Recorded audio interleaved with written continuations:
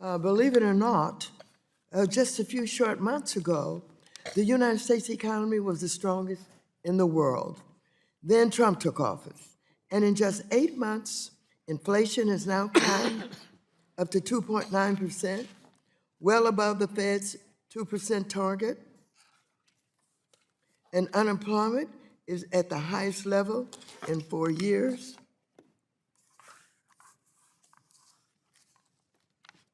Despite a promise to save, quote, black jobs, the unemployment rate for black Americans rose to 7.5% in August, the highest level since October 2021. Meanwhile, businesses both large and small continue to struggle under the weight of hundreds of billions of dollars in tariffs because the administration's cruel immigration raids are stripping companies of hardworking employees who are here legally but fear being racially profiled. Businesses now are considering shutting down or slowing production. American manufacturing is being obliterated. Since April, our nation has lost 42,000 manufacturing jobs. And that's right, lost, not gained, 42,000 manufacturing jobs, on top of what is already a terrible economy. Donald Trump is making things even worse. His attempt to eliminate the independence of the Federal Reserve will lead to even higher inflation and jeopardize the savings and retirement security of millions of Americans. Trump's attempted takeover is opposed by a bipartisan contingent, including the former chairman of this committee, whose picture is to my left, Jeff Hensarling.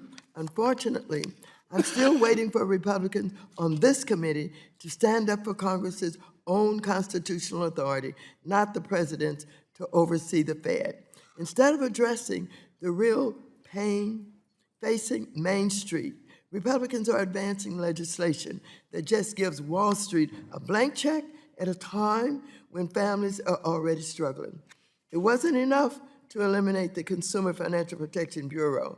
Now Republicans are pushing bills that would weaken safeguards like stress tests and make it even easier for the biggest and worst acting banks to get even higher through mergers. This is an ongoing effort to undermine the Dodd-Frank Act. Republicans could choose to stop the economic hardship families are experiencing from tariffs, but they refuse to do so. They could also pass legislation to ensure that the 60,000 families living in emergency housing vouchers are not evicted next month when funding for their housing expires. Despite my disappointment with this big bag of giveaways, I'm pleased that Republicans have brought forth a bill to reaffirm America's commitment to Taiwan. But I'd be remiss not to point out the glaring irony. This show of support comes at the same time the president is imposing 20% of tariffs on Taiwan and threatening to pull out of the IMF, the World Bank, and the same international organizations listed in Republicans' bills. This is not support.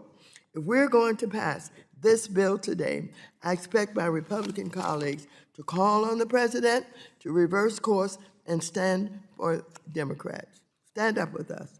I'm also encouraged by the efforts to support community banks, including CDFIs and MDIs, which serve as lifelines for underserved communities, even as the Trump administration works to dismantle them. However, the bills before us today don't quite meet the moment. I've long been a supporter of CDFIs and MDIs with legislation of my own.